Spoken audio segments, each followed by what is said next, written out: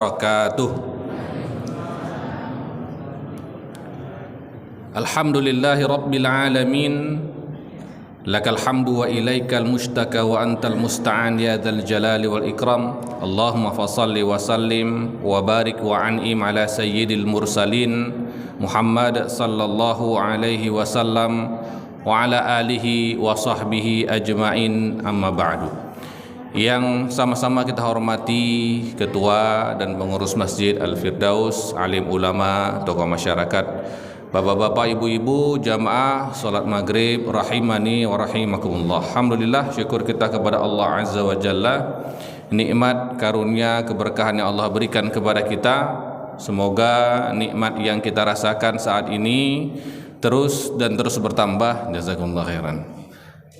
Seiring dengan banyaknya kesyukuran kita kepada Allah Subhanahu wa taala, karena tidak ada yang dapat menjadikan diri kita ini bertambah kenikmatannya kecuali rahmat dari Allah Subhanahu wa taala. Dan rahmat Allah Subhanahu wa taala diberikan yang terbanyak bagi hamba-hambanya yang mampu bersyukur atas nikmat yang telah diberikan kepada kita. Kemudian salawat seiring salam pula kita sampaikan kepada baginda Nabi SAW, panutan kita, teladan kita. Mudah-mudahan kita semua mendapat syafaat beliau. Alhamdulillah bertemu kembali dengan jamaah Masjid Al-Firdaus. Ya, luar biasa sekali. Memang beberapa masjid yang di sekitar daerah Tengkarang ini kalau pengajian memang luar biasa. Ada Nurul Iman, ada Firdaus, ada Al-Muhsinin. Tiga-tiga saya mengisi pula di sini kan. Mudah-mudahan kita semua selalu diberikan keberkahan oleh Allah Subhanahu wa taala. Amin ya rabbal alamin. Bapak Ibu dirahmati Allah, para jamaah haji, ya jamaah calon haji sudah mulai tiba di tanah suci, ya. Semua kita berharap bahwa perjalanan dan kegiatan ibadahnya itu dapat berjalan lancar. Amin ya rabbal alamin. Dan bagi kita yang mungkin masih menunggu daftar antrian untuk berangkat, semoga Allah selalu berikan kesehatan, Allah berikan himmah yang tinggi untuk beribadah, dan Allah panggil ke rumahnya sebelum dipanggil ke hadiratnya.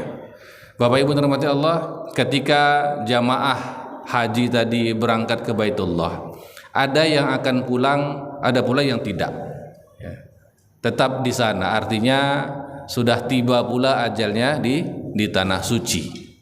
Lalu ketika jamaah ini meninggal, apa yang akan dilakukan selanjutnya? Tentu keluarganya akan membagi-bagikan apa yang telah diusahakan, diupayakan, dimiliki dari almarhum. Kan itu dia, artinya berbagi harta waris. Maka ketika kita ditanya, perlu ndak sih kita belajar tentang masalah hukum waris ini? Saya membuat permisalan begini. Ada 3 pertanyaan yang kalau 3 pertanyaan ini jawabannya adalah iya, maka Anda harus belajar tentang hukum waris. Pertanyaan pertama, apakah suatu saat Anda akan meninggal? Ya, 1. Pertanyaan yang kedua, ketika Anda meninggal, apakah ada harta yang Anda tinggalkan? Ada. Ya Ustaz, 2 berarti. Ketika Anda meninggal dan harta yang Anda tinggalkan itu ada, apakah ada ahli waris Anda yang kemudian berpotensi untuk saling berebut di sana? Ya, ada. Berarti ada 3 ini ada kan? Kalau 3 ini sudah ada, berarti memang sudah masanya kita belajar tentang hukum waris. Kalau 1 dari 3 ini tidak ada jawabannya iya, memang tidak perlu. Mungkin ada di antara kita yang merasa saya tidak akan meninggal Ustaz. Oh, abadi. Ya mana tahu ada, ya kan? Berarti memang nggak usah. Karena apa? Ya dia nggak akan membagi-bagikan warisan, kan begitu. Yang kedua, tidak ada yang ditinggalkan dari hartanya. Ya kalau tidak ada yang ditinggalkan dari hartanya, ya memang tidak ada yang mau dibagi, tidak ada yang perlu dipelajari. Ya. Dan kalau memang tidak ada yang ditinggalkan, yakinlah tidak akan ada yang berebut dari ahli waris Anda. Ya kan? Betul? Betul. Jadi memang tidak ada yang diperebutkan, gitu. Apalagi yang ditinggalkan utang. Wah, ini makin gak berebut. Ya, tidak ada yang berebut utang. Ya, orang tua kita meninggalkan hutang 500 juta. Oke, siapa yang mau? Oh, tidak ada yang mau. Ya, tidak ada yang mau. Tapi kalau ditinggalkan 500 juta, ini ya, rambut boleh sama hitam, tapi hati siapa yang tahu. Ya, anak kita boleh kita kenal dari kecil, lahir dia, besar dia, berjalan kita yang mentatih-tatihnya. Tapi belum tahu kita ketika dia sudah dewasa apakah dia akan berebut harta warisan kita atau tidak. Anda ada yang berani jamin? Bapak Ibu berani jamin? Anda jangan coba-coba jamin. Karena banyak orang yang berusaha menjamin supaya anaknya tidak bertengkar, tidak berebut harta, malah berebut harta pada akhirnya. Nah, ini makanya kita perlu belajar masalah hukum waris itu sendiri. Semoga menjadi ilmu dan amal bagi kita yang kemudian akan kita turunkan kepada anak-anak kita sehingga nanti harta yang kita tinggalkan tidak menjadi fitnah untuk mereka. Nah, ini masih dari sisi nalar fikihnya saja, ini belum masuk kepada dalil lagi. Kalau kita berbicara tentang dalil, Bapak Ibu rahmati Allah, para ulama menyebutkan tidak ada satupun hukum di dalam Al-Quran yang lebih detail penjelasannya daripada masalah hukum waris. Ya. Kalau masalah sholat yang setiap hari kita kerjakan ini tidak ada. Ya, di dalam Al-Quran penjelasan rakaat sholat maghrib 3. Tidak ada itu dalam Al-Quran itu. Tidak ada dalam Al-Quran itu sholat asar itu 4 rakaat, itu tidak ada. Ya. Perintah-perintah dalam Al-Quran tentang sholat itu lebih bersifat umum. Penjelasan detailnya ada dalam hadis. Tapi untuk masalah waris ini sengaja Allah Subhanahu wa taala menurunkan ayatnya dengan detail. Allah tunjukkan siapa-siapa yang menjadi ahli warisnya. Kemudian Allah tunjukkan siapa dan berapa dari yang ditinggalkan tadi itu didapatkan oleh ahli warisnya. Ini maka disebut dengan ayat-ayat yang paling detail. Kita bisa membukanya di dalam surah An-Nisa, ya, ayat yang ke-11, ayat yang ke-12 dan ayat yang terakhir 176. Sesekali kalau udah sampai ke surah An-Nisa membaca Quran tuh, lihat-lihatlah terjemahannya. Ya. Tengok-tengok di ayat yang ke-11, ayat yang ke-12, itu ada penjelasan secara detail di sana. Baik, Bapak Ibu rahmati Allah. Ketika kita membahas tentang warisan, ini banyak sekali orang yang merasa khawatir gitu. Merasa, aduh Ustaz, kami tidak mau Ustaz membahas masalah warisan orang tua kami Ustaz. Kenapa? Tabu Ustaz membahasnya itu Ustaz. Ya. Atau ada yang baru meninggal orang tuanya, belum lagi masih merah lagi Ustaz tanah kuburan orang tua kami, apa pula kami membahas masalah harta waris, kan begitu. Jadi ada semacam fobia dan ketakutan-ketakutan yang tidak jelas terkait dengan masalah pembicaraan masalah harta waris. Seolah-olah kalau kita bicara masalah waris ini, kita sedang membicarakan tentang seseorang yang gila harta, seseorang yang rakus, seseorang yang tamak, ingin menguras dan merampas harta peninggalan orang tua kita, kan gitu kesannya kan. Padahal memang kita sama semua, ya, sama kita semua memang cinta kepada harta. Bukan Allah yang menyebutkan. Allah yang menyebutkan itu. Wa tuhibbunal mala hubban jamma. Kalian itu cinta terhadap harta secinta-cintanya. Tidak ada di antara kita yang nggak cinta. Kalau ada Bapak Ibu yang nggak cinta harta, tuh boleh tunjuk tangan. Ada yang nggak cinta harta? Kalau nggak cinta boleh kasih ke saya. Saya cinta harta, ada apa? Ya. Kita semua cinta kepada harta. Bedanya ada di antara kita yang masih memiliki iman, yang membuat kita merasa ini bukan hak saya sehingga nggak saya ambil. Ada di sebahagian kita yang masih memiliki hati yang pemalu. Ya, al-haya'u minal iman, kata Rasulullah. Ya. Rasa malu bagian dari iman. Maka karena dia malu, ndaklah saya malu, saya mengambil harta warisan orang tua saya, ini zalim saya. Kalau iman dan rasa malu tak ada lagi, ini ganas dia, mengganas. Ya. Berarti kalau sama ini sudah 18, sudah 19 masjid yang saya mengisi kajian masalah waris nih. 19 masjid. Pekanbaru aja. Ya, Pekanbaru aja. 19 masjid. Karena kaji ini saya biasanya buat kaji itu saya menulis buku 13 kesalahan fatal pelaksanaan hukum waris di Indonesia. Itu ya biasanya setahun kajian tuntas dia tuh karena 13 bahasan kan. Kadang sekali membahas bisa sampai 2, jadi tuntas setahun saja. Jadi sekali kaji 1 tahun selesai, selesai tak lanjut lagi. Kenapa? Kapok jamaahnya Ustaz. Kenapa? Ya semua kena. Ya semua kena. Ya kita semua kan punya orang tua yang sudah meninggal atau yang akan meninggal. Ya kita punya pasangan yang sudah meninggal atau akan meninggal.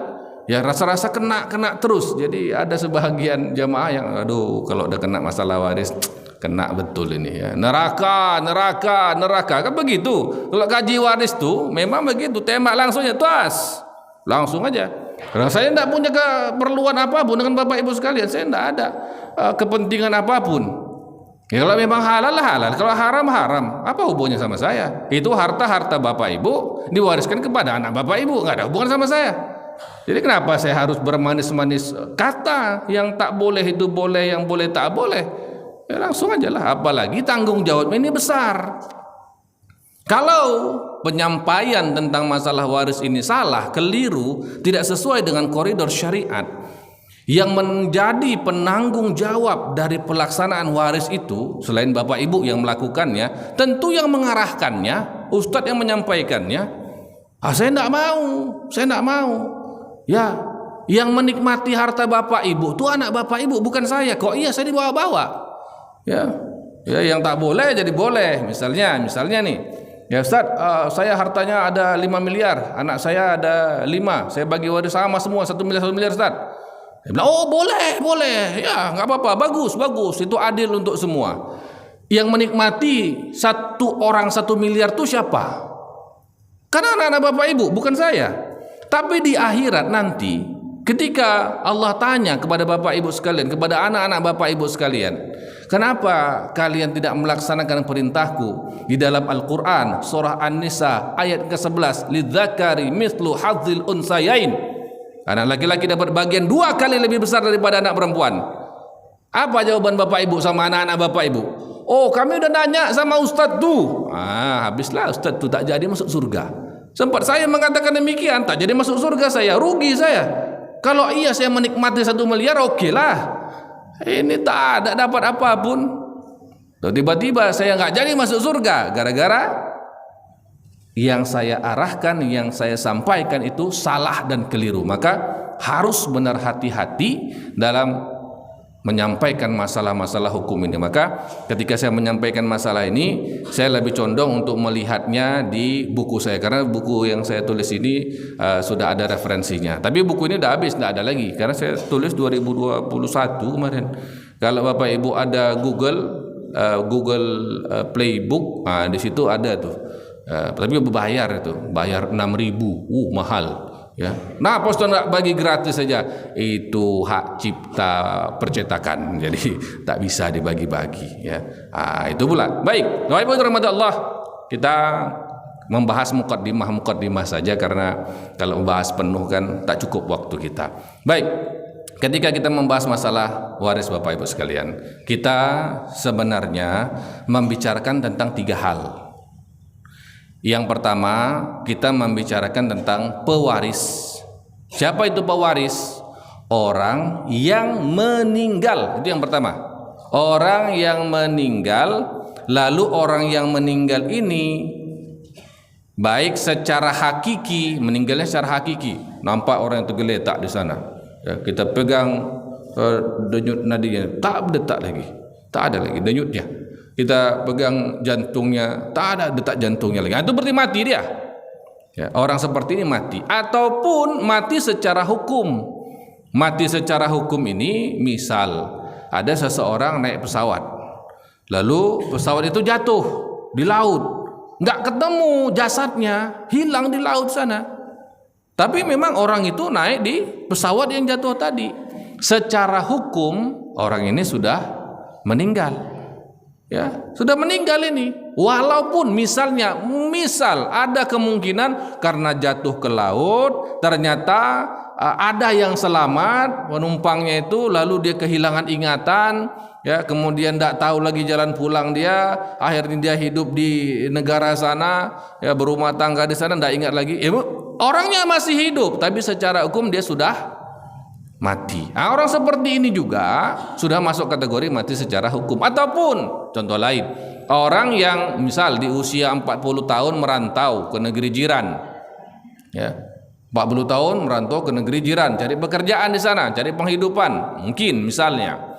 Lalu kemudian tak balik-balik, ya, Bang Toib aja cuma 3 lebaran, ya kan, ini tak balik-balik, sudah 25 tahun tak kembali ke kampung halamannya. Tidak ada kabarnya, tidak ada telepon, tidak ada WA, tidak ada apapun, tidak ada kabar sama sekali. Sementara kawan-kawan sepermainannya di kampung itu sudah pada mati semua. Ya, umur dan 65, kawan-kawannya 62, 63 dah KO, udah meninggal. Nah, tinggal dia terakhir lagi belum meninggal. Rasa-rasanya belum ada kabar, ya. Ketika kawan-kawan seperjuangannya, sepermainannya, sebayanya sudah meninggal semua, maka orang tadi kita anggap secara hukum dia sudah meninggal. Ya. Walaupun ternyata dia masih hidup di negeri dia, rupanya kawin lagi dia di sana, tak balik-balik dia ke tanah air. Ya, kalaupun nanti satu saat dia datang kembali, ya, ke tanah air, dilihat, weh, kok sudah ada kok rumah saya udah tidak ada lagi. Ya, kebun saya kok tidak ada lagi gitu. Ya, tidak ada lagi lah, orang dianggap sudah mati. Ya, saya masih hidup. Iya, engkau masih hidup, tapi secara hukum engkau sudah mati. Hartamu sudah dibagi-bagikan, rumah yang tinggalkan, kebun tinggalkan, itu semua sudah dibagi kepada ahli warisnya. Nah, begitu dia. Maka ketika kita berbicara tentang siapa itu pewaris, orang yang meninggal lalu kemudian dia meninggalkan sesuatu di belakangnya, yaitu berupa harta waris. Nah, ini dia. Maka kalau ada bapak ibu yang bagi-bagi warisan ketika masih hidup, itu keliru itu. Masih hidup kan? Belum jadi pewaris lagi. Ya, itu yang pertama. Nanti kita buka sesi tanya jawab, ya. Lalu yang kedua, kita akan berbicara tentang ahli waris. Siapa itu ahli waris? Nah, ini perlu diperhatikan secara detail Bapak Ibu sekalian. Ahli waris adalah orang yang mendapat, orang yang hidup ya, orang yang masih hidup ketika pewaris meninggal dan dia mendapatkan bagian dari peninggalan tersebut. Jadi ingat syaratnya tuh, dia masih hidup ketika si pewaris meninggal, artinya ketika ayahnya meninggal dia hidup. Berarti dia sebagai ahli waris.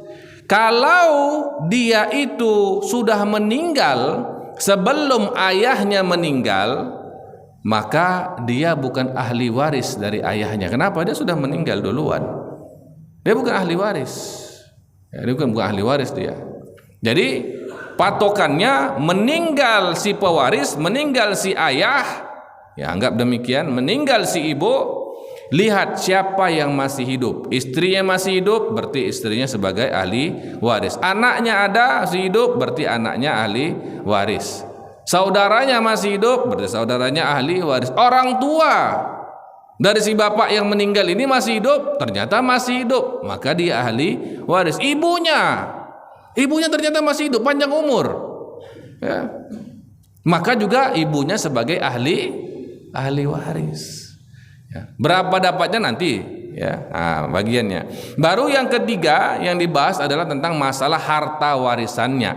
Harta warisan adalah peninggalan dari pewaris yang berbentuk harta dengan kepemilikan penuh, satu, dan kedua bebas dari sengketa kepemilikan.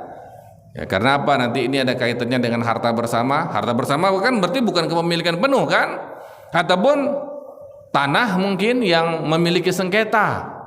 Ya, masih terjadi perebutan pihak sana dan sini belum selesai. Maka dia belum boleh dikategorikan sebagai harta waris. Kenapa? Masih ada sengketa dengan orang lain. Selesaikan dulu dia. Nah, ini tiga inilah yang menjadi bahasan tentang masalah waris itu, ya, kemudian dengan penjelasan detailnya. Baik, ini masih mukaddimah nih sebenarnya. Ada yang mau bertanya? Ada yang mau bertanya? Silakan Pak Haji. Baik. Orang tua yang meninggal, sebelum meninggal tapi anaknya meninggal juga. Ya. Itu tidak sebagai ahli waris. Tapi seandainya anaknya itu sudah punya keluarga, anak tua atau anak cucunya itu apakah bukan sebagai ahli waris? Baik, ini pertanyaan bagus. Memang saya tunggu ini. Ya, sengaja saya jelaskan tadi masalah kalau di kompilasi hukum Islam disebut sebagai ahli waris pengganti. Ya, tapi saya jelaskan di sini. Yang pertama, kalau orang tersebut meninggal sebelum si pewarisnya ini meninggal, maka dia bukan ahli waris. Itu sepakat semua ulama, tidak ada perbedaan pendapat di sana. Kalau kemudian masalahnya Ustadz, dari anak bapak itu ada yang sudah duluan meninggal, tetapi yang meninggal ini sudah pula menikah, dia punya istri, dia punya anak. Apa ndak bisa si anak ini menjadi ahli waris? Jadi kan cucu berarti ya jatuhnya ya, si cucu ndak bisa jadi ahli waris. Cucu ini dia juga ahli waris sebenarnya, karena dia hidup ketika kakeknya meninggal. Sebenarnya dia ahli waris, tetapi dia itu adalah ahli waris yang mahjub, ahli waris yang terhijab, tertutup. Kok bisa tertutup? Karena masih hidup anak dari almarhum, paman dari si cucu kan masih hidup. Ring satu dari ahli waris itu adalah anak. Selagi anak masih ada, di bawahnya anak, generasi berikutnya, cucu, ini tidak ada yang dapat. Kenapa?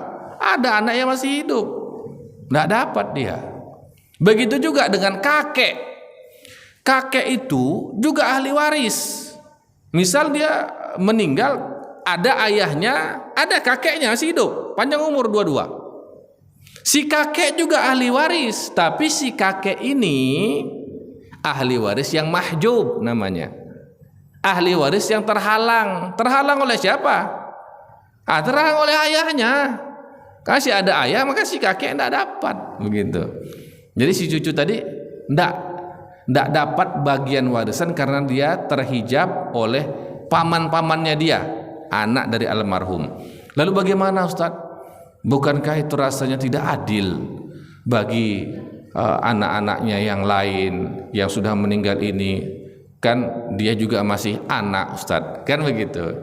Makanya para ulama berijtihad, ya, melihat bagaimana agar si anak atau si cucu dari anak yang meninggal ini tidak terlunta-lunta, maka si cucu tadi mendapatkan namanya al-wasiyatul wajibah, wasiat yang wajib ditunaikan. Jadi dapatnya nanti cucu ini Pak Haji wasiat, bukan waris. Karena yang dapat waris tak boleh dapat wasiat, yang dapat wasiat memang tak dapat waris. Tidak ada double sini, ya, double anggaran tuh tidak ada. Ya, kita aja tidak boleh ada double anggaran kan? Tidak boleh ada double anggaran. Tidak boleh dapat waris, dapat wasiat, tidak boleh. Tidak boleh itu. Kenapa? Karena ada hadisnya. Baginda Nabi SAW bersabda di dalam Hujjatul Wada', haji yang terakhir Nabi, artinya itu sudah akhir-akhir dari syariat sempurna nih. Ya, syariat sudah sempurna kan begitu. Akhir-akhir itu Nabi bersabda apa? Ala la wasiyata li warithin. Ahli waris tak dapat wasiat. Jadi si cucu tadi dapatnya bukan waris. Kenapa? Karena dia terhalang dari mendapat warisan. Ada paman dia. tapi si cucu bisa dapat wasiat. Ya, dari mana? Dari harta si kakek. Di sini dia posisinya. Dan kalau disebut sebagai ahli waris pengganti, ini yang banyak ulama tidak setuju di sana. Ahli waris pengganti, dari mana dia bisa ahli waris pengganti? Dia menggantikan ayahnya. Anaknya ada berapa orang? Ada 5 loh. Terus siapa yang menjadi penggantinya? Ya kan? Jadi yang ini banyak dikritik nih, masalah di kompilasi hukum Islam tentang ahli waris pengganti. Banyak dikritik. Kenapa? Secara logika hukumnya, logika fikihnya tidak masuk gitu. Kalau satu anaknya, oke, satu anaknya, satu cucu, satu anak sudah meninggal, si satu orang cucu ini menjadi ahli waris pengganti si anak, masuk akal. Tapi kalau anaknya ada 2, terus siapa yang jadi ahli waris pengganti? Mereka berdua lah, Ustaz. Gimana ada 2 orang yang menggantikan 1 orang? Itu gimana? Jadi secara logika fikihnya nggak dapat gitu. Maka ulama-ulama kita mengatakan itu bukan di ahli waris pengganti, dia jatuhnya itu di wasiat wajibah. Kalau wasiat memang bisa dapat, karena wasiat bisa untuk siapa saja kecuali ahli waris. Ya, ahli waris yang dapat warisan ya, ahli waris yang dapat warisan. Kalau ahli waris tak dapat warisan, dapat wasiat dia. Misalnya tadi cucu tak dapat dia gara-gara ada anak. Ya, tapi dia bisa dapat wasiat. Tak dapat waris dapat wasiat. Kakek tak dapat waris tadi kan, gara-gara masih ada ayahnya masih hidup, tapi kakek bisa dapat wasiat.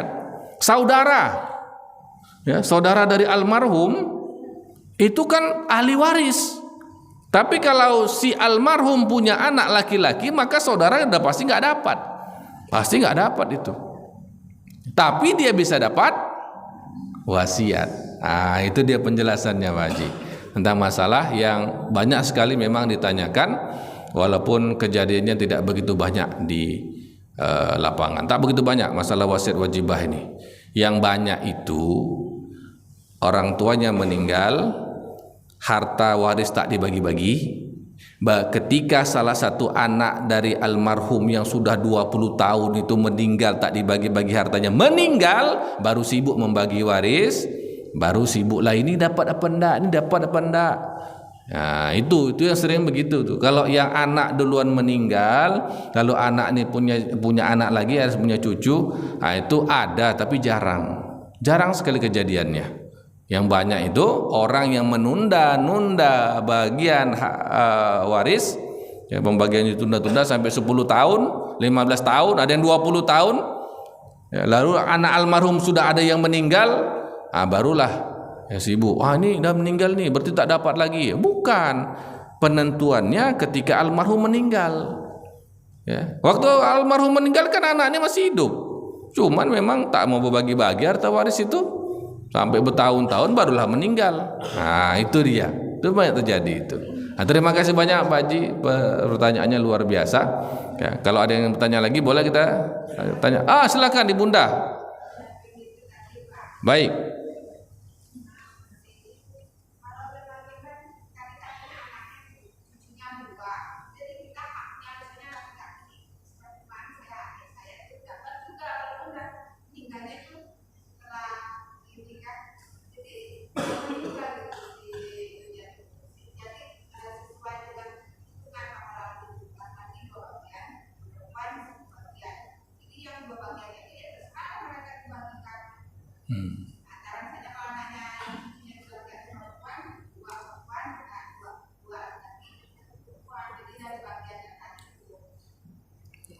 Baik.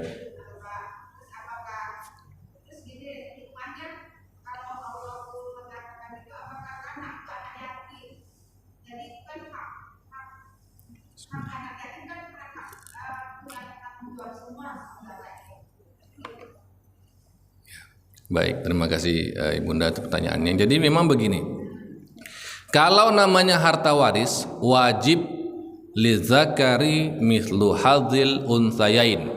Anak laki-laki bagiannya 2 kali lebih besar daripada anak perempuan, khusus masalah warisan.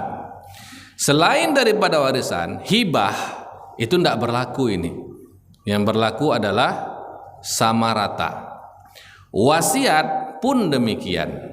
Jadi ketika tadi kasusnya seperti tadi, ya, anak dulu meninggal tapi anaknya sudah punya anak, ada cucu, cucunya ada 3, ya, cucunya ada 3. Dapatlah dia wasiat dari si kakek, harta, dapatlah 30 juta, 2 perempuan, 1 laki-laki, tetap semuanya mendapatkan 10 juta, 10 juta, 10 juta, bukan seperti waris. Kenapa? Itu wasiat, bukan waris. Itu wasiat, bukan waris. Itu dia. Jadi selain kita berada pada koridor hukum yang memang wajib 2 kali bagian lebih besar laki-laki daripada perempuan itu adalah waris, di luar daripada itu tidak ada kewajiban itu, maka dibagi sama rata. Itu. Kemudian anak tadi tentulah dia jadi anak yatim. Siapa yang menjadi penanggung jawab anak yatim ini? Ya. Siapa yang penanggung jawabnya? Ini siapa yang jadi wali si anak itu kalau anak itu nanti menikah? Dialah yang menjadi penanggung jawabnya. Itulah, ya. Jadi kita jangan berlepas tangan, jangan cuci tangan. Kalau ada saudara kita meninggal, ya, kemudian anaknya itu yatim. Yatim ini anak yang masih belum baligh, ya. Bukan nanti dia usianya sudah 20, apalagi bapak-bapak nanti mengaku pula kan, Ustaz saya pun yatim, Ustaz. Ayah saya dah meninggal, bapak ini usia dah 60, ya lah pula kan. Jadi memang yang masih belum baligh, maka seluruh tanggungan nafkahnya itu berada pada walinya. Ya, kalau dia gampangnya gitu aja. Siapa jadi walinya? Kalau misalnya anak ini perempuan, siapa jadi walinya? Pamannya kan? Pamannya lah. Oh, masih hidup kakeknya.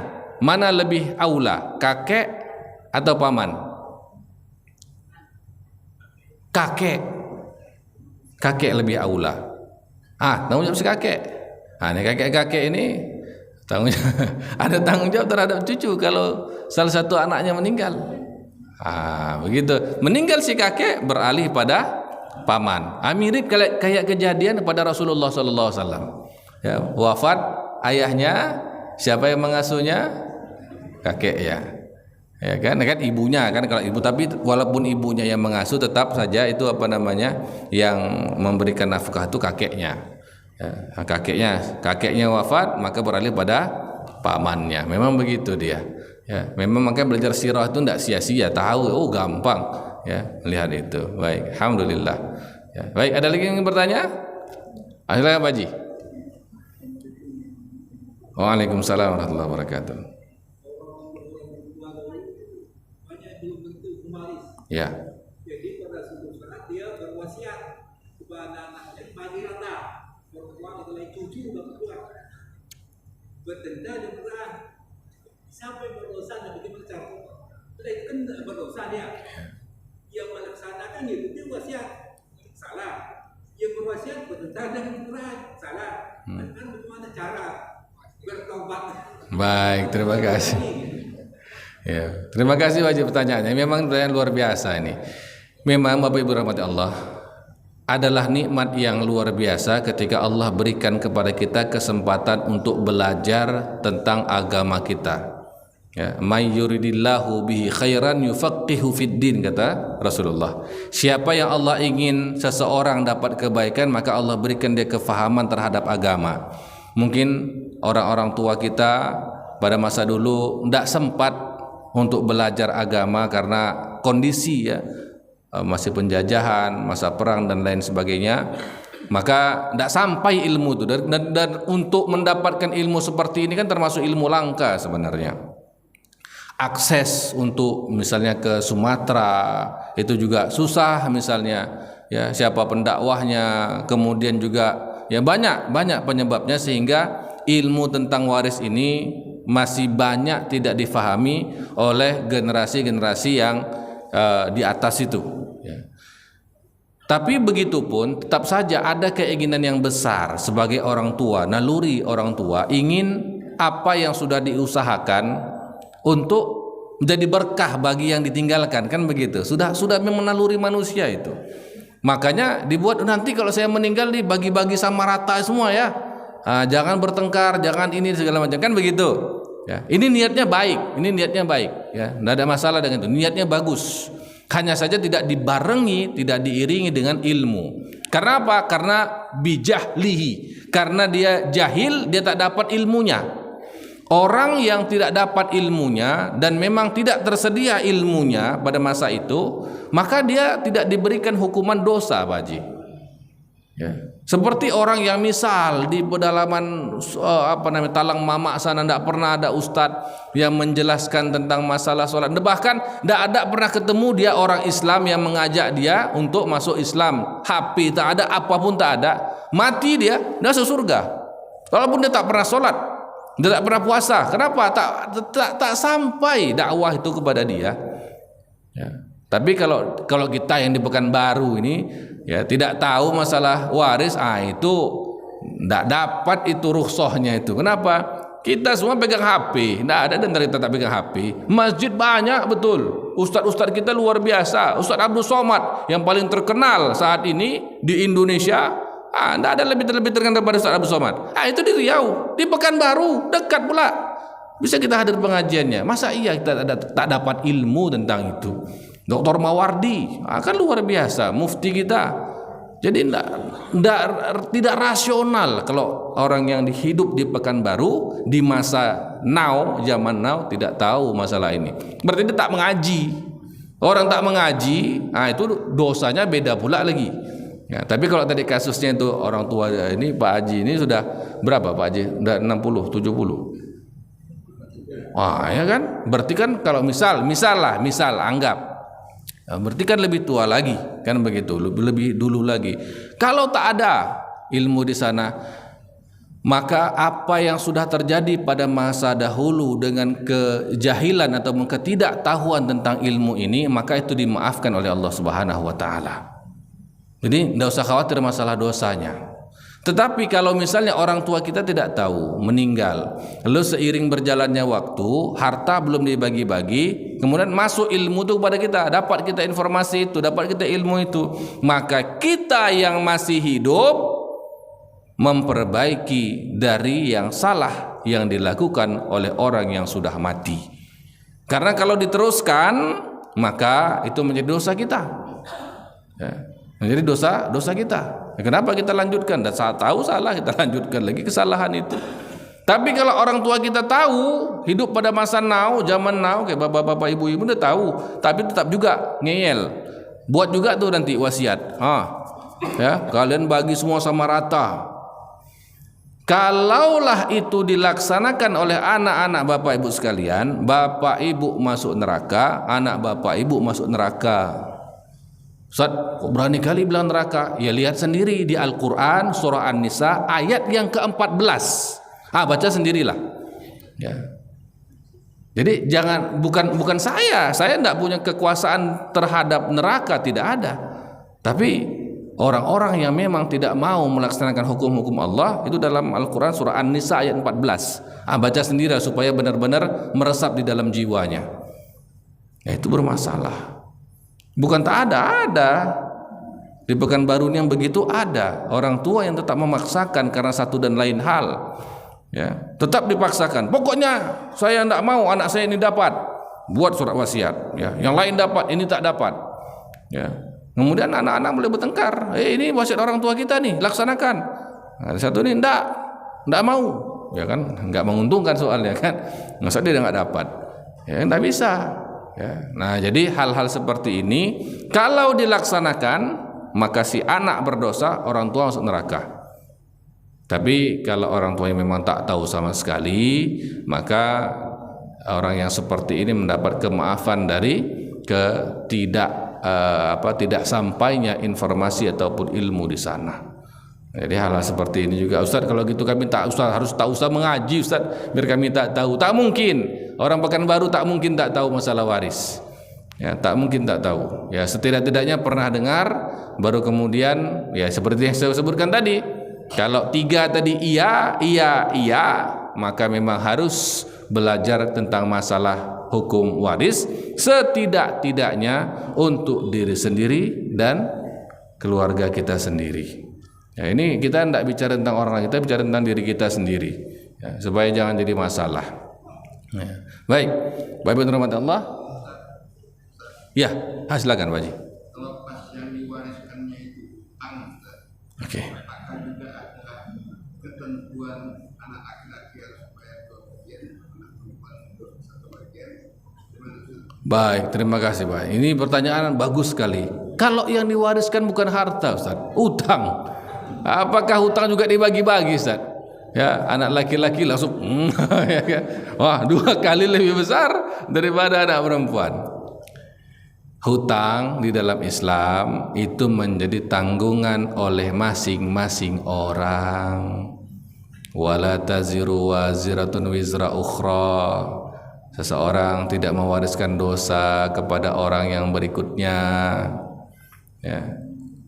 Wa laisa lil insanu illa ma sa'a. Seseorang tidak mendapatkan kecuali apa yang ia usahakan. Dalam hukum Islam, hutang tidak diwariskan, Pak.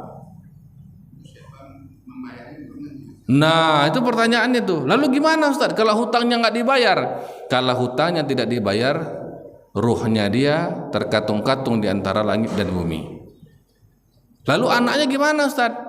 Anaknya tidak punya kewajiban apapun untuk membayarkan hutang orang tuanya. Jadi gimana hutang itu? Ambil dari harta almarhum. Ambil dari dulu harta almarhum. Nggak ada, Ustaz. Memang nggak ada hutang, sungguh-sungguh hutang yang ada. Ya sudah. Ya, kalau begitu itu hutang dibawa mati oleh almarhum, Pak. Kalau anaknya memiliki harta dan memiliki kebaikan hati, tak ingin melihat orang tuanya terkatung-katung di antara langit dan bumi, maka anaknya dengan penuh kerelaan hati membayarkan hutang orang tuanya, maka bagus. Tapi kalau anaknya pun tak mampu, maka anaknya tidak punya kewajiban untuk membayarkan hutang itu. Tidak ada kewajibannya. Ya, ini sifatnya adalah tatawwu', sunnah, dianjurkan, tapi bukan kewajiban. Sehingga hutang itu tidak diwariskan kepada anak-anak atau cucunya. Tidak diwariskan. Itu dia. Maka ini perlu kita ketahui bersama. Ya, jadi kalau nggak ada yang bayar gimana? Ya tanggung jawab bapak lah. Kenapa? Bapak berutang, banyak pula utang bapak itu, ya kan? Tanggung jawab masing-masing. Karena memang sangat tidak adil kalau dalam hukum Islam si anak yang tidak tahu apa-apa, dan tidak tahu apa-apa, ayahnya berutang untuk keperluan ayahnya, tiba-tiba ya meninggal ayahnya, dapat utang dia, menikmati apapun enggak, kok dapat utang, kan tidak adil kan? Yang berbuat siapa, yang menanggung siapa? Ini hal-hal seperti ini juga perlu sekali memang kita jelaskan supaya jangan ada kesalahpahaman di dalam masalah waris. Tapi perlu diingat, kalau seseorang punya hutang, maka hutang itu dilunasi oleh harta almarhum sampai habis, ya, baru boleh dibagi-bagikan menjadi harta waris. Nanti kita di pertemuan selanjutnya apabila ada waktu dan kesempatan, kita jelaskan langkah-langkah bagaimana sih membagi harta waris itu, apa saja yang pertama dilakukan, ya, sehingga kita bisa membagikan harta waris dengan cara yang benar. Mungkin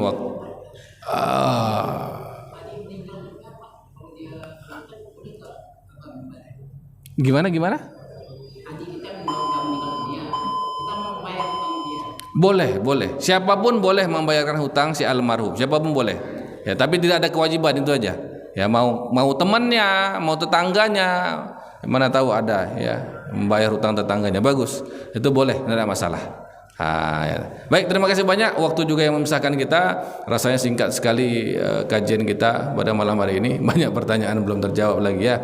Baik, terima kasih dan mohon maaf apabila ada kesalahan dan sikap yang tidak pada tempatnya. Kita tutup dengan doa kifaratul majelis. Subhanakallahumma bihamdik, asyhadu an la ilaha illa anta, astaghfiruka wa atubu ilaik. Assalamualaikum warahmatullahi wabarakatuh.